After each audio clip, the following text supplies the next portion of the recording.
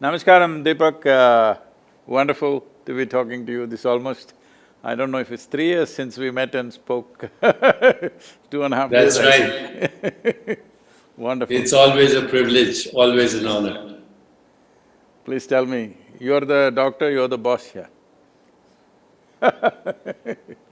No, it's always a privilege to be in your presence, and I'm looking at your initiative for a conscious planet, and you can count on any support from me and from the Chopra Foundation.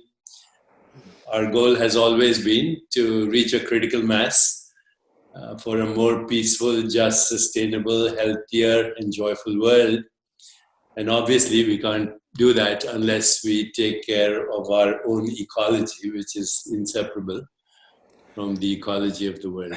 It is, but because I'm a horribly pragmatic person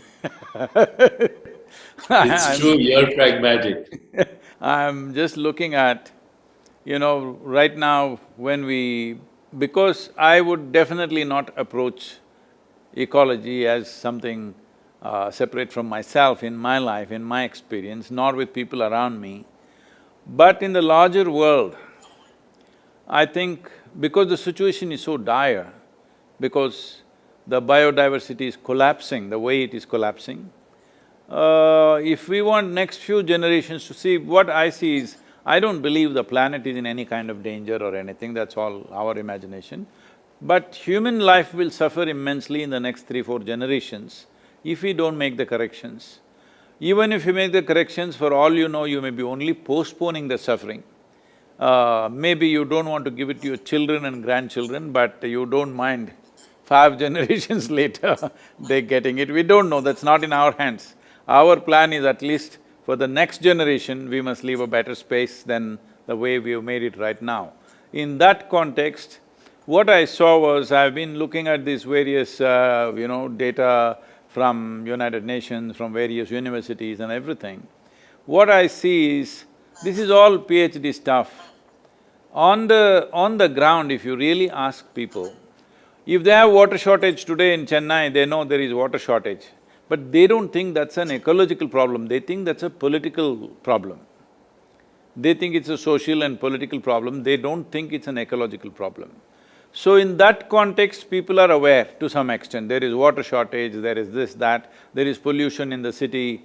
If you give them enough water and give clean air in the city, they don't care a damn, the entire world is burning up, they don't care a damn, that's where people are. So in my opinion, tell me if I'm wrong, I believe only 1 to 2% of the population is reasonably conscious about what's happening in terms of the damage we are causing to the world. Rest of the people either don't know or don't care. Another 2-3% are only conscious about air pollution in the city, water shortage, this, that, things that directly affect them, not things that are happening which are seriously damaging to the planet. And when I say damaging to the planet, I'm not somebody who thinks planet needs to be saved by us. If we just sleep for 25 years, everything will be back to normal, okay? That's all it is. So, not in that context, but as a fundamental responsibility to at least leave everything as it was given to us when we were born, how it was, at least to that level of ecological cleanliness, we must bring that much biodiversity we must put back, because particularly the maximum damage has happened in the last 50 years in terms of loss of biodiversity. 70% of the vertebrate population is gone in last 50 years, which is crazy. And 1 in 5 of the species which are on the planet right now are under some kind of threat. So with all this happening, I thought taking the world in segments of latitudes like equatorial climate, tropical climate, subtropical and temperate like this, all the nations which are in that band of latitude, at least 60% of the population should know what are the 5 things that must happen in our country. What are the 2 to 3 things that should never happen in our country? I'm saying everybody who's walking on the street should be conscious of it. Only when that happens, because nearly 90% of the nations are in some way democratic in their own style of democracy, they're in some way democratic. Democratic process means today about 5.26 billion people have franchise, that means they can elect their governments. Among these 5.26, my aim is at least 3 billion people. If you can make them conscious, what are the 5 things that must happen in their nation? If they see anywhere on the street, they must know this is not happening. What are the things that should never happen in their country? They must know this. That means it will become an election issue. So I am looking at all the top 3 political parties in all the nations in the world. We want to approach them and make sure… See, they will not make ecology the #1 agenda in their manifestos. In their election manifesto, at least #2 item must be ecological concern. So only when this happens, budgets will get invested, government machinery will be behind it. Without this, what I do, what you do, what somebody else does, is all patchwork for a massive issue. Because unless it happens globally, ecological regeneration doesn't happen in local bits and pieces, it needs to happen at a much larger scale. That will only happen when governments invest their budgets.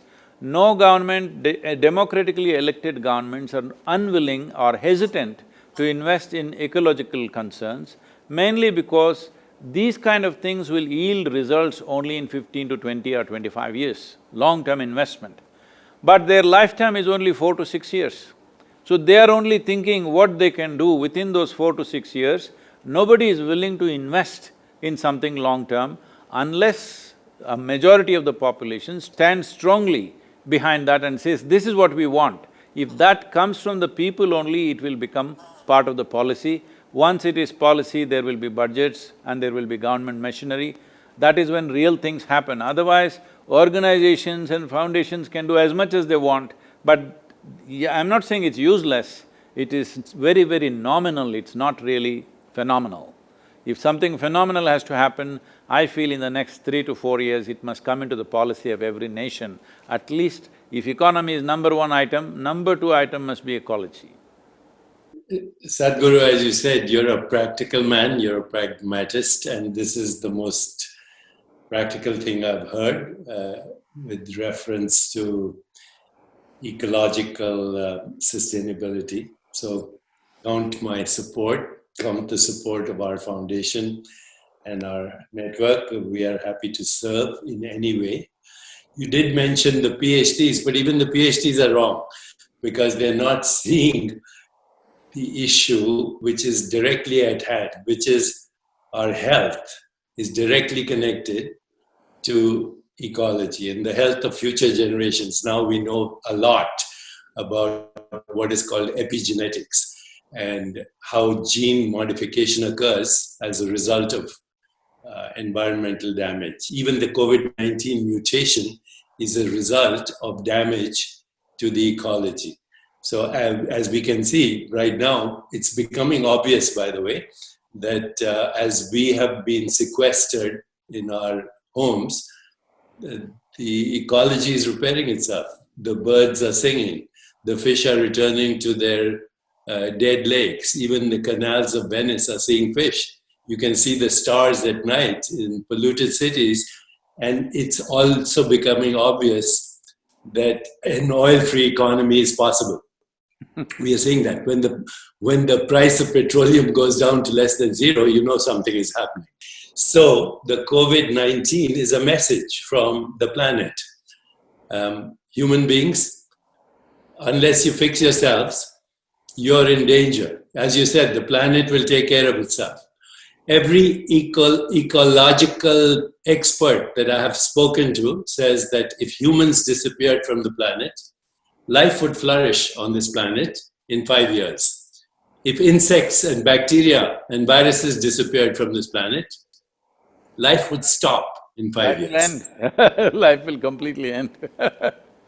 If the worms… So our health, our economy, social unrest, social justice, economic justice, economy, peace, conflict resolution are directly linked to what you're saying. If we don't do it, we are doomed. No, the greatest conflict that is happening right now is what we call as our economic engine, which is… That's right. Which is a bulldozer engine, which is bulldozing everything. And if you really look at it, I've been talking to lots of business groups and other things. I've been just reminding them, see, this is not just blaming any one person, all of us, every one of us.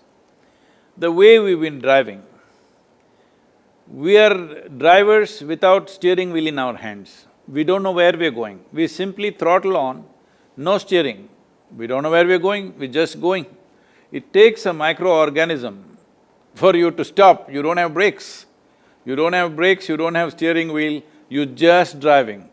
Does anybody know where are we planning to go as humanity, as economy, as nations? What are we trying to do? There's really no plan, we're only hand to mouth. We did all this science, technology, everything, thinking we will live long-term well-being. But we are still living hand to mouth. Every day, stock market will tell whether we will survive or not survive. It's like a barometer going up and down every day, creating anxiety for thousands of people all over the world.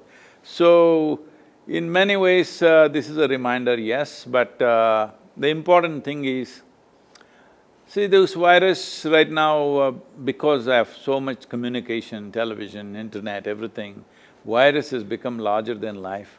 Otherwise, many times this could have happened in the past and nobody even noticed.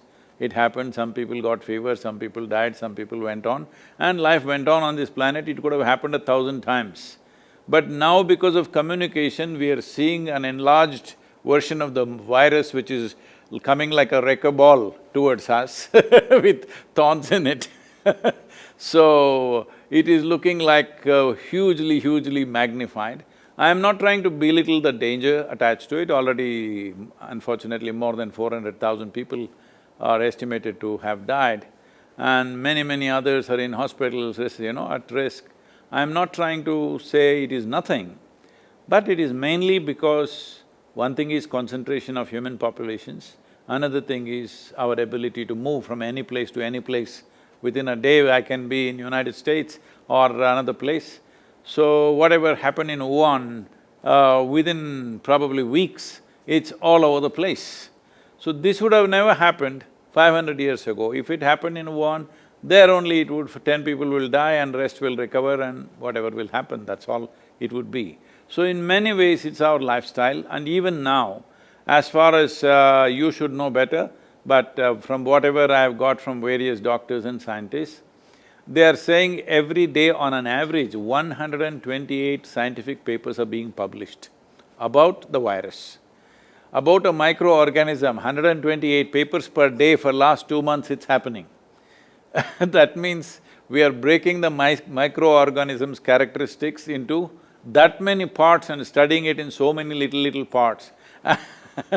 That means actually we know nothing about it. The only way we have done some successful control of this is by controlling human behavior. We've done nothing about the virus. Fanciful talk about vaccine is happening, but if we come up with a good treatment protocol, that itself is a miracle. If we have a good treatment protocol, if I get the virus, I will not die, I can recover with a few days of treatment. If that much assurance comes, people will go about doing their business. Right now, we are talking about how to completely eliminate the virus, do this, do that. I don't think so, we should eliminate the virus because what benefits it has within itself, we're yet to realize. We're only seeing that it's uprooting some lives. Yes, it is tragic for those who have lost their loved ones and those who have lost their lives, it's not a joke. But we don't know what it is hiding within its process because as you know, and almost every other medical personnel, and today because of internet almost everybody knows, a large part of us is virus, bacteria, microorganisms, a large part of us. There is more of them than us. Compared to the cells which have multiplied from our parentage and the number of viruses and bacteria and microorganisms we have is much more. So, they are living with us, they are us in many ways. You cannot say there is something that is me and there is something that is microorganism, it's all mixed up. So without them we cannot exist, but without us they can exist. So, what great things they will do for us, we don't know. There is some research telling us that 100 million years ago, this whole human placenta came mainly because of a virus infection. So it is the virus which gave us this placenta, which gave us the possibility of reproducing successfully, and the mother's womb, what happens, all those complex creation process that happens in our mother's wombs is was instigated by a virus. So we don't know what this virus will bring, maybe we'll grow horns or a tail or wings, I don't know what. Let's see, you must tell me, you're the doctor. Well, our current science, as you said, first of all, you said something very important. The virus is a very small bit of genetic information. That's what it is. It's a very small bit of genetic information which has now devastated everything from economy to health to politics to international relationships, etc. This little bit of genetic information has devastated the world. And you also said some of this alarm may be exaggerated because of the way, we communicate, and it's so easy now to get the information. Some of the television channels in India, the virus is coming like this, like a wrecking ball at you. That's right. That's right. But here's the advantage of this. Just because we can communicate, and we're doing so right now, we actually, through technology, are rewiring the global brain, the planetary brain, through technology. And this communication is very important, and these actions are very important, because without this conversation, we would only be in a panic mode. But with this conversation, we are seeing possible solutions, and you're offering a very practical solution. Here's the important thing to remember when we go for practical solutions is, even as we take the practical solutions, we have to see the direct connection between the genetic information in our body, and again, you used another word, maximum diversity of genetic information. The genetic information in our body, 99% is actually bacterial and microorganisms. 99%, maybe 95%. You're making me feel like a virus, huh? Well, we are, you, Sadhguru, you and I are the awakening of bacterial and virus consciousness. One day, the viruses and bacteria said, let's use this organism, Homo sapiens, as our host, and then we can survive. So we are actually the host for the genetic diversity of the planet. We are the host. If we ruin it, we ruin ourselves, because we depend on this genetic entanglement of genetic information, all life on this planet, not just human life, plant life, animal life, all life. You said in the mother's womb, we were shaped by these microorganisms, but actually as we journeyed out into the world, we absorbed everything. In fact, these days when people do smart obstetricians, when they do cesarean section, they actually take all the secretions of the mother and they put them on the baby's body. They put them in the mouth, in the nose, so that the baby can inhale these microorganisms, can smell it, can swallow it, and be covered by it, because our lungs and our intestine, our entire body depends on them. So is that being done as a standard practice? Say that? Is that being done as a standard medical practice? Among the smart obstetricians, yes. Oh. Right now, they are recognizing that in urban cities, 30% of the microbiome has disappeared.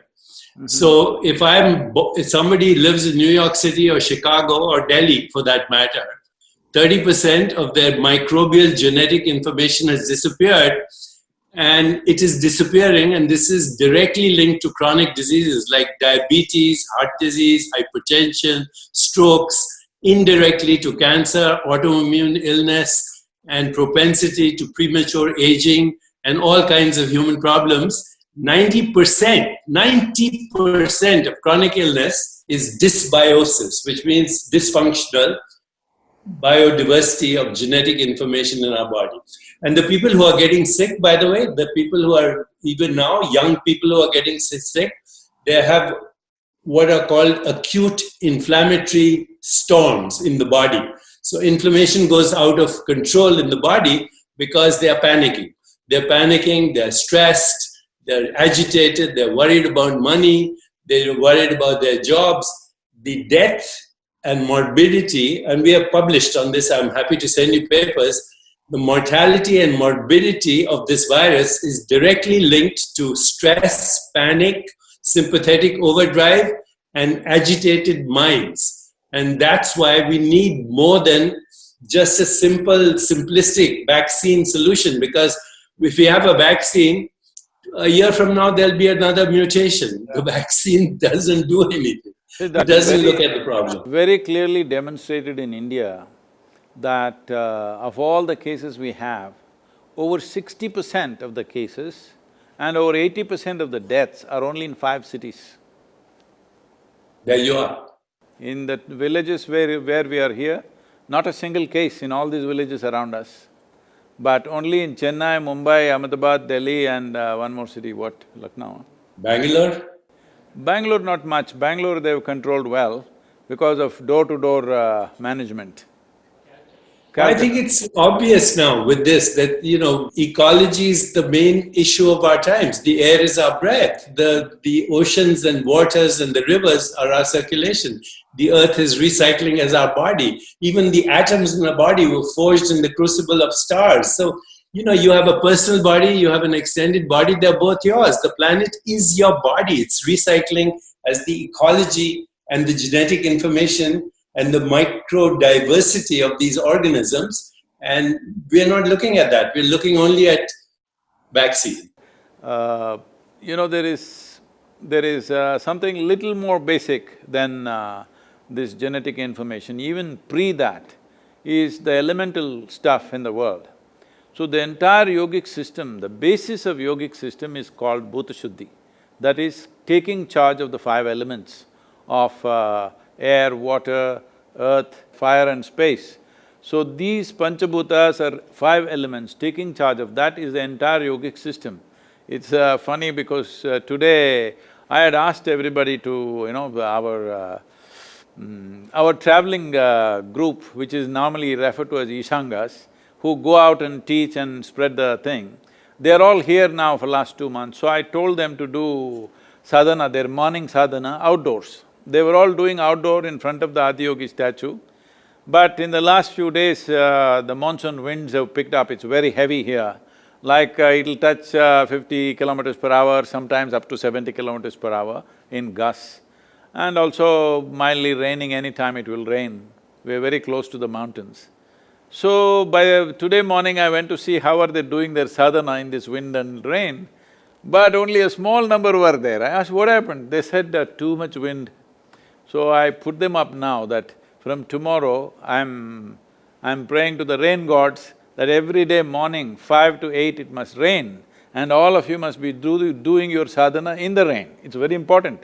This is not a boot camp to harass you or something, because if you distance yourself from the elements, you're gone. You may be alive, but you're gone because life doesn't throb in you, no realization will be possible, because if you want to touch the peaks of your consciousness, everything must be on.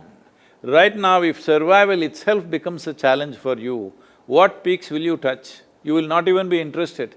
When survival is in question, nobody is interested in anything. So it's very important that your survival is not even a concern. If you sit here, everything is going on. If this is happening, then only you will want to explore different dimensions of life. So from tomorrow on, everybody is there in full rain and heavy winds doing their morning That's beautiful, that's beautiful. After all, that's the meaning of yoga, right? To be in touch with the source of all existence. And you're right, the Panchabhutas precede all genetic information, and that also comes from one undifferentiated consciousness. And if we want to be intimate with that consciousness, then yoga is the only way.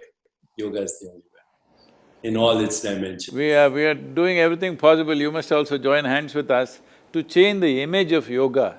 Because I know in California, maybe… I don't know how it's in San Diego, at least in Los Angeles, yoga means Lululemon pants and one day is my cycling day, another day is my jogging day, one day is my yoga day, that kind of stuff.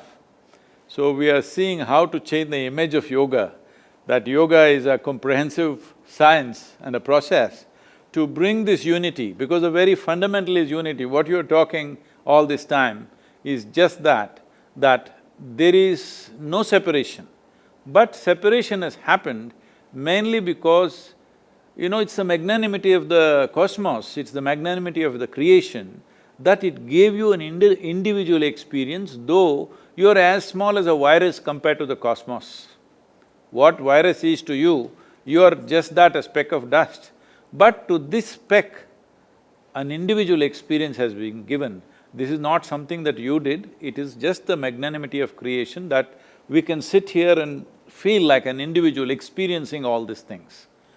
But once we take this individuality rather too seriously, suddenly we will get imprisoned in our own individuality. Individualism is imprisonment. This imprisonment is not just creating mental structures and emotional turmoils, this is destroying body's ability to live strong. Living strong is not happening to most people simply because they've become cubicles of their own, that their individuality has become too strong, and people, unfortunately, largely, I'm sorry if I say something wrong, medical fraternity has not recognized that what you do with your mind and emotion will inevitably build a cocoon around yourself, and a cocoon is not a protection, a cocoon is a coffin. Well, I have nothing more to add. You've said everything. Just one phrase encapsulates everything. Yogast Kuru Karmani. Established in yoga, perform action. This is the call of the moment, and thank you for leading it. Sadhguru, thank you.